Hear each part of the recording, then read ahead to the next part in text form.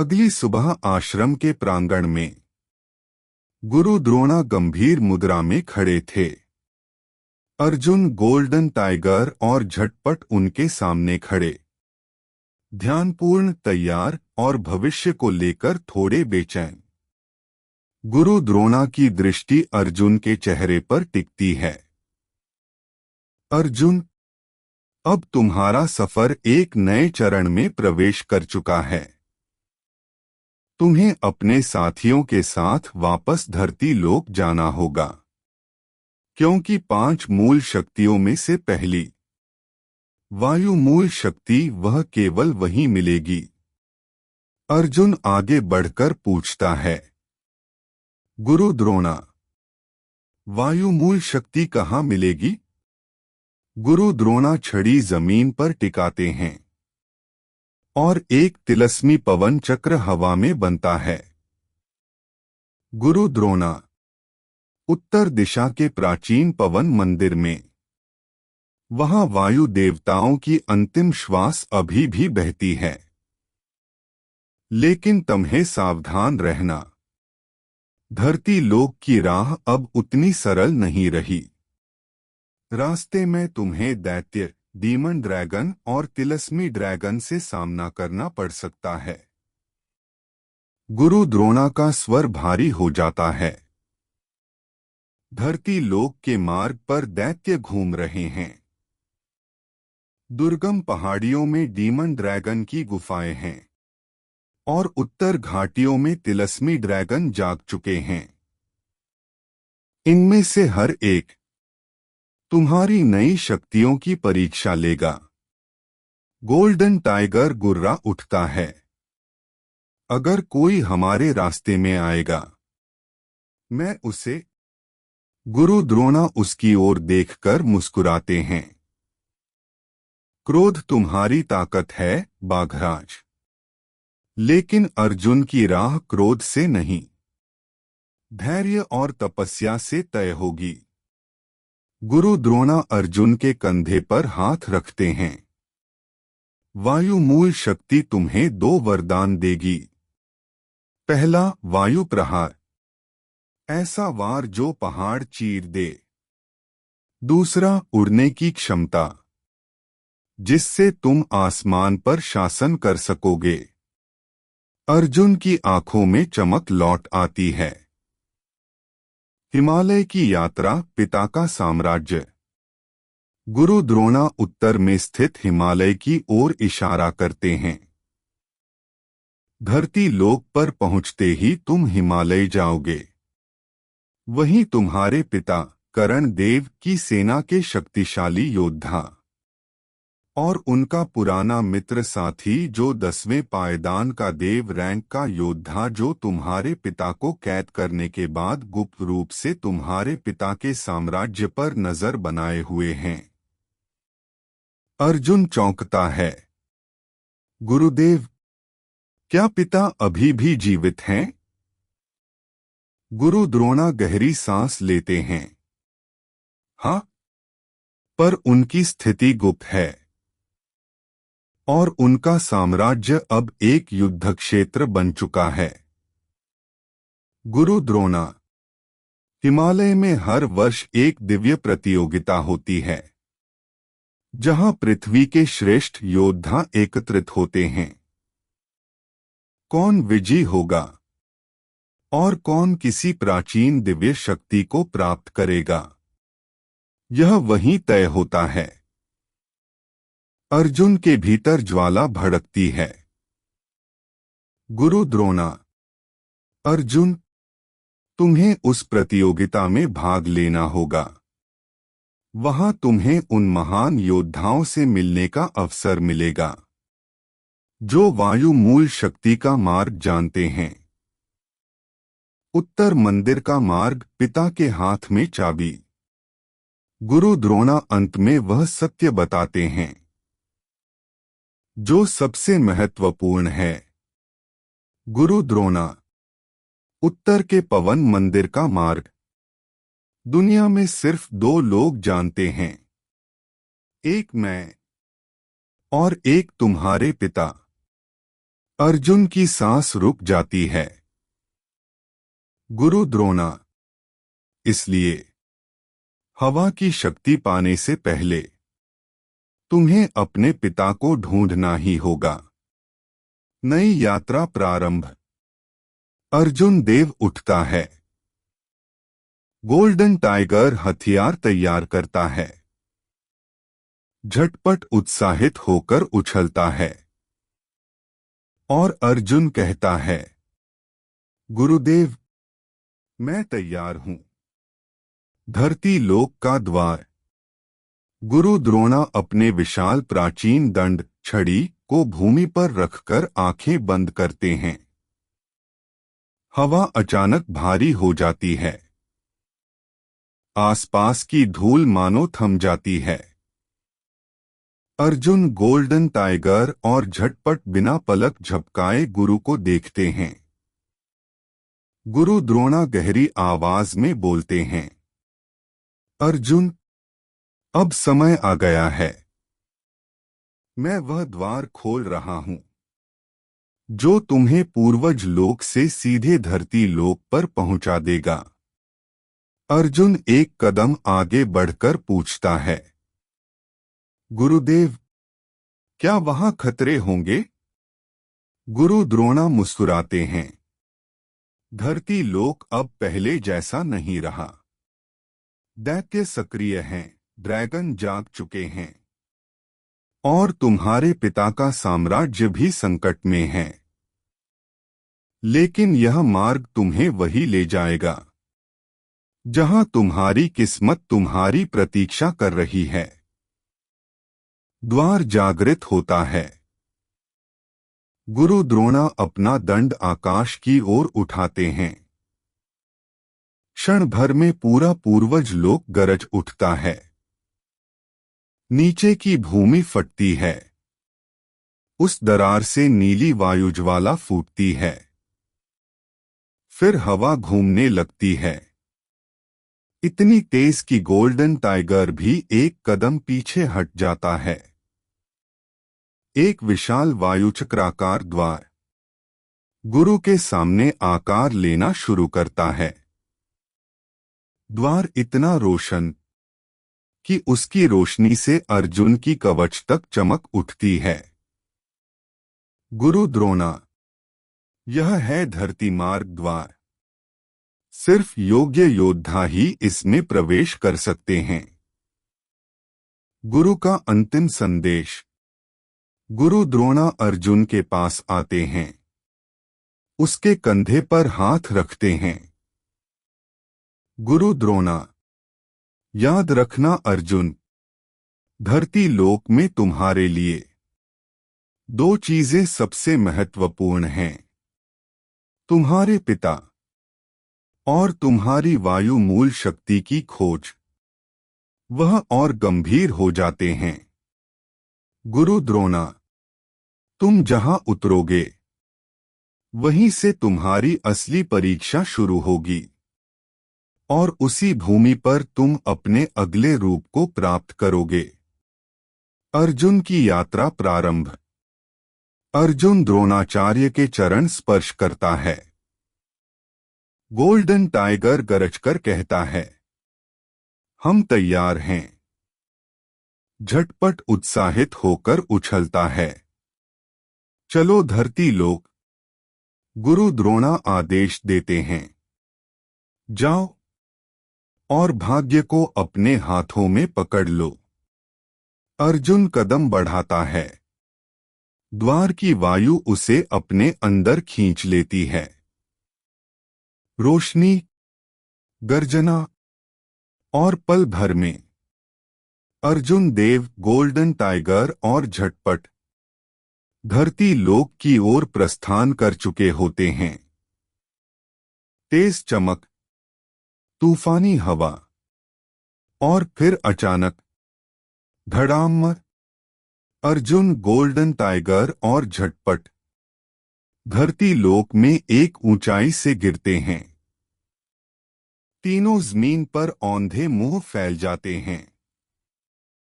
झटपट, अरे मरे, यह तो लगता है आकाश से फेंक दिया गया। तीनों के सिर घूमने लगते हैं। चारों तरफ पेड़ों की सरसराहट, ठंडी हवा और अजीब सी गंध। लगभग 5 मिनट बाद तीनों धीरे धीरे होश में आते हैं। जब अर्जुन उठकर आसपास देखता है तो पता चलता है वे एक बहुत घने काले जंगल में हैं। पेड़ों की शाखाएं मुड़ी तुड़ी, धुंध हर दिशा में फैली हुई। और सबसे डरावनी बात, चारों तरफ से छोटे बड़े जंगली जानवर उन्हें घेर रहे हैं। भेड़िए, काले बंदर, छाया हिरन और विचित्र छोटे जीव धीरे धीरे पास आते जा रहे हैं। गोल्डन टाइगर की गर्जना। गोल्डन टाइगर एक कदम आगे आता है, अपनी आंखों में सुनहरी चमक भरता है। गोल्डन टाइगर ग्राह। उसकी दहाड़ पूरे जंगल को हिला देती है। छोटे और मध्यम आकार के जानवर डरकर तुरंत भाग जाते हैं, लेकिन कुछ शक्तिशाली जीव छाया में छिपे रहते हैं। एक लोटस की आत्मा की चेतावनी। अचानक अर्जुन के दिल में एक गर्माहट सी उठती है, और फिर एक लोटस की दिव्य स्त्रीस्वर वाली आवाज उसके भीतर गूंजती है। अर्जुन, सावधान रहो, यह जंगल साधारण नहीं है। मैं महसूस कर सकती हूं आगे बहुत बड़ा खतरा है। बहुत शक्तिशाली योद्धाओं का एक झुंड इस ओर बढ़ रहा है। वे आम मनुष्य नहीं, बल्कि अत्यंत प्रशिक्षित भयानक शक्ति वाले हैं। मेरी मानो, अभी अपने आप को छुपा लो, अपनी शक्ति को शांत करो। किसी को यह एहसास भी नहीं होना चाहिए कि तुम यहां हो। अर्जुन के शरीर में झुरझुरी दौड़ जाती है। शक्ति को नियंत्रित करने की चुनौती। अर्जुन अपनी सांस रोककर अपनी ऊर्जा को भीतर समेटने की कोशिश करता है। गोल्डन टाइगर भी सावधान हो जाता है। झटपट धीमे से कहता है, मुझे अच्छा नहीं लग रहा, कुछ बड़ा होने वाला है। एक लोटस फिर बोलती है, अर्जुन, इस जंगल में तुम्हारी जरा सी शक्ति भी किसी महान शिकारी को आकर्षित कर सकती है। ध्यान रखो। अर्जुन सिर हिलाता है और छाया में कदम रखता है। दूर से घोड़ों की टापें, लोहे की टकराहट और योद्धाओं की गर्जना सुनाई देने लगती है। धरती लोक में अर्जुन की असली परीक्षा अब शुरू होने वाली है। जंगल की हवा अचानक भारी होने लगती है। पेड़ों की पत्तियां कांप उठती हैं। दूर से आती आवाजें अब और स्पष्ट। घोड़ों की टापें, धातु की खनक और युद्धनाद जैसी गूंज। गोल्डन टाइगर कान खड़े करता है। झटपट अर्जुन के पैर पकड़ लेता है। एक लोटस भीतर से, वे आ गए। अपने आप को संभालो अर्जुन।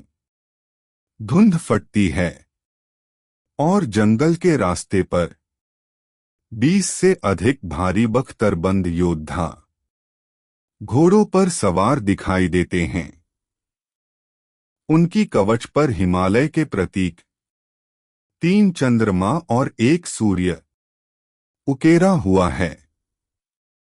उनकी आंखें तेज, उनके हथियार चमकते हुए और उनकी उपस्थिति मानो 100 युद्धों की कहानी कह रही हो। अग्रिम पंक्ति में खड़ा है एक विशालकाय योद्धा, कंधे पर दोधारी कुल्हाड़ी लिए हुए। मुख्य योद्धा, हमें पता है कोई शक्तिशाली ऊर्जा इस जंगल में गिरी है। उस शक्ति का स्रोत कहाँ है? बाकी योद्धा जंगल खंगालने लगते हैं।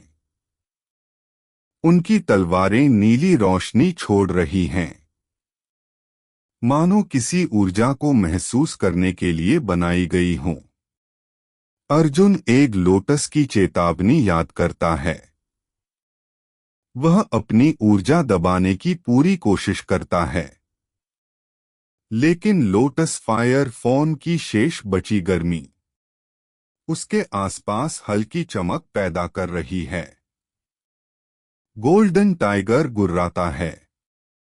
ये मनुष्य नहीं लगते, इन्हें किसी विशेष शक्ति की तलाश है। झटपट फुसफुसाता है, मास्टर, हमारी हालत खतरनाक है। ये हमसे कई गुना ताकतवर दिखते हैं। अचानक एक तीर हवा चीरता हुआ अर्जुन के सिर के पास से निकलकर पेड़ में धंस जाता है। धा! सभी योद्धा एक साथ मुड़ते हैं। मुख्य योद्धा, कौन है वहां? बाहर आओ। अर्जुन समझ जाता है, अब छिपना असंभव है। वह धीरे धीरे छाया से बाहर आता है। चुप, शांत, पर उसकी आंखों में दृढ़ता। जैसे ही योद्धा उसे देखते हैं, वे एक कदम पीछे हट जाते हैं। एक योद्धा, उसके शरीर से तिलस्मी शक्ति निकल रही है। दूसरा योद्धा तलवार उठाता है। वह दैत्य का दूत हो सकता है। इसे पकड़ो। 4 योद्धा एक साथ अर्जुन की ओर झपटते हैं। उनकी रफ्तार आम मनुष्यों जैसी बिल्कुल नहीं। अर्जुन जमीन पर कूदकर बचता है। गोल्डन टाइगर कूदकर बीच में आ जाता है और 2 योद्धाओं को एक ही धक्का मारकर दूर फेंक देता है। गोल्डन टाइगर, अगर वे हमें राक्षस समझते हैं तो उन्हें सच बताना पड़ेगा। एक योद्धा बिजली नुकीले भाले से वार करता है। झटपट आगे कूदकर उसकी भाले में बिजली छोड़ देता है। धड़ाम! भाला योद्धा के हाथ से छूटकर दूर गिर जाता है। झटपट! हम राक्षस नहीं हैं, पर अगर तुम हमला करोगे तो हम भी पीछे नहीं हटेंगे। मुख्य योद्धा अर्जुन पर कूदता है और दोधारी कुल्हाड़ी उसके सिर पर मारने वाला होता है।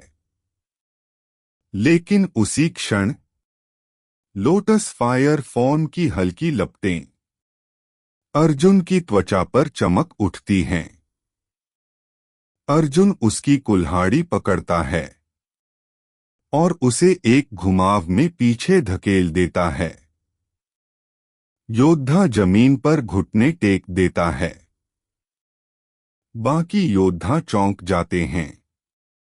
एक सैनिक, इतनी शक्ति एक लड़के में। मुख्य योद्धा अपने घुटनों से उठता है। उसकी आंखें अर्जुन पर टिकी रहती हैं। मुख्य योद्धा, तुम कौन हो?